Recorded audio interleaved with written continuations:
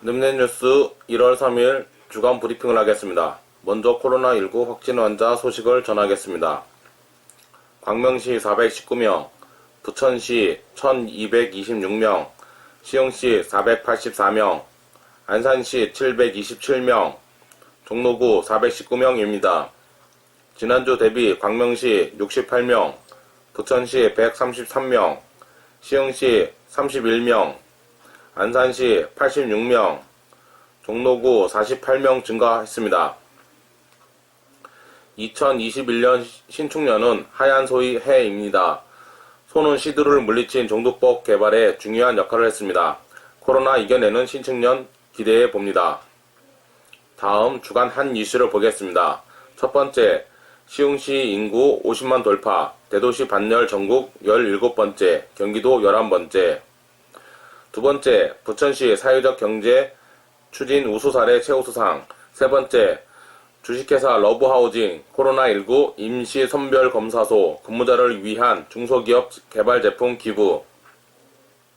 네 번째, 시흥시 2021년 상반기 정기 인사 4급 승진자 4명을 비롯하여 181명의 인사 이동이 있었습니다. 자세한 내용을 보겠습니다. 시흥시 인구 50만 돌파, 대도시 반열 전국 17번째, 경기도 11번째. 시흥시가 인구 50만을 돌파했다고 28일 밝혔다. 시는 지난 27일 기증관내 주민등록 인구 50만 166명을 기록하면서 2년 뒤인 2022년 50만 대도시 지위를 획득하게 됐다. 이로써 시흥시는 전국 17번째, 경기도에서는 11번째로 인구 50만을 넘어서는 도시로 이름을 올렸다. 시 승격 당시인 1989년으로부터 31년 만에 인구 9만 명에서 50만 대도시로 도약하게 된 것이다. 시흥시가 50만 대도시로 인정받는 시점은 인구 50만을 달성한 시점인 올해로부터 2년 뒤인 2022년이다. 대도시 특례가 적용되면 도시계획 사업, 실시계획 인가 및 변경 인가가 가능해지고 도시 재개발이나 주택 건설에 있어서도 권한이 확대된다. 또한 도시 및 주거환경 정비법, 주택법, 도시개발법 등 개발법상 특례도 함께 적용돼 각종 지역개발 사업이 활발히 추진되고 있는 시흥시 상황에 맞는 지역개발이 더욱 수월해질 것으로 전망된다. 필요에 따라 시의회의 의결을 얻어 지방채를 발행할 수도 있고 재정상 특례 적용으로 경기도 조정교부금을 증가해 효율적 정책 추진 기반도 마련할 수 있다. 이 외에도 산업폐기물, 건설기계 등록 및 등록 말소, 자동차 운송산업 면허 및 관련 사무, 도시가스 공급시설의 설치 공사 계획 승인 등 경기도를 거치지 않고 직접 결정할 수 있어 행정 절차가 대폭 간소화돼 보다 효율적인 행정 처리도 가능해질 것으로 기대된다. 임백택 시흥시장은 시흥시가 이제 명실상부한 50만 대도시가 됐다며 이는 주인의식을 갖고 내 지역을 사랑하는 마음으로 시민 여러분께서 함께해 주신 덕분이라고 말했다. 이어 50만 대도시가 되면 다양한 재정적, 행정적 혜택이 있을 뿐 아니라 시흥시 자치정부의 위상 또한 높아진다며 50만 대도시에 걸맞게 더 좋은 행정으로 사는 것이 자부심이 되는 도시 시흥을 만들어 나가겠다고 말했다. 두 번째, 부천시 사회경제적 추진 우수 사례 최우수상. 부천시가 지난 23일 발표한 행정안전부 주간 사회적 경제 추진 우수 사례 평가에서 최우수상을 받은 영예를 안았다. 이로써 부천시는 2020년 중앙부처가 주관하는 사회적 경제 분야 평가에서 상관왕을 달성하며 전국 최고의 기관으로 자리매김했다. 고용노동부 평가 우수, 보건복지부 평가 최우수, 행정안전부 평가 최우수.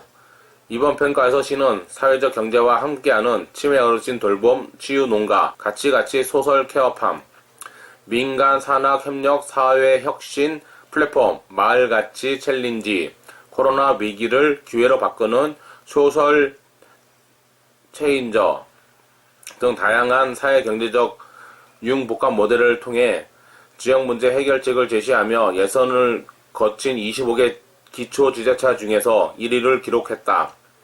장덕천 부천시장은 올해 수상 실적은 그간 부천시가 사람 중심의 사회적 경제도시를 만들기 위해 추진한 다양한 정책들이 높게 평가된 것이라며 내년에도 코로나19와 경기 침체 등으로 어려움을 겪고 있는 사회적 기업들이 사회 가치를 지속해서 실천하고 성장할 수 있도록 다양한 정책을 펼쳐 나가겠다고 밝혔다.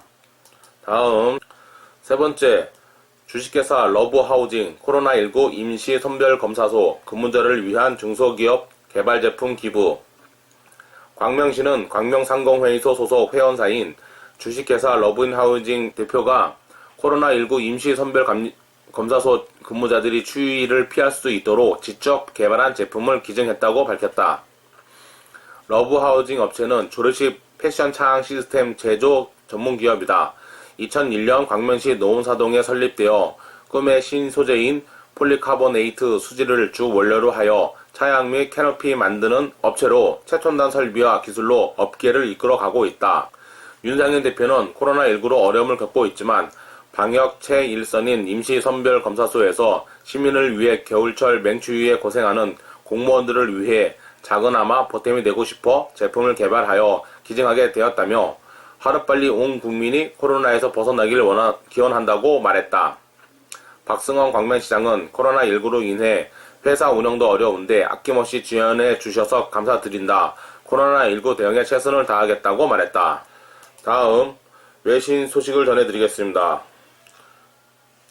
북 김여정 최초의 여성 독재자 준비 마쳤다. 가장 노골적인 싸움꾼 변신.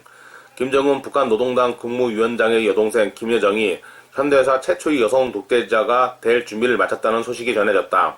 28일 데일리비스트는 노동당 중앙위원회 제1부부장 겸 정치국 후보위원인 김여정이 김정은의 그늘에서 벗어나 북한에서 가장 노골적인 싸움꾼으로 변신하면서 북한 지도부의 차기 후계자로 자리 잡고 있다고 보도했다. 매체는 김여정은 올해 놀랄 정도로 강경한 일련의 성명 등을 통해 한국을 강력히 비난하면서 오빠 김정은을 대신할 수 있을 정도로 급속히 부상했다고 평가했다. 지난 6월 한국으로부터 북한 정권을 비난하는 전단지를 담은 풍선이 발사되는 것을 강력히 성토하며 이달 한국 국회에서 대북 전단 금지법을 통과시키게 만든 것을 올해 김여정이 가장 성공적인 대남 비방이 될 것이라고 매체는 전했다. 이성윤 교수는 김여정에 대한 북한 권력 서열 2위이자 김정은이 유일하게 신뢰하는 사람이라고 말했다. 이성윤 교수는 김정은은 2018년 평창 동계올림픽 당시 개막식에 참석했을 때만 해도 예의 바른 이미지를 보였지만 올해 초 노동당 정치국 후보위원이 된 후 강경한 이미지를 나타내기 시작했다고 평가했다. 클리너 헤리티지 재단 아시아 담당 교수는 김여정이 한때 북미 대화의 가능성이나 필요성은 없다고 말했지만 미국이 북한의 요구에 응할 경우를 대비해 대화의 문을 열어두었다고 말했다. 이상으로 넘네뉴스 주간 브리핑을 마치겠습니다. 감사합니다.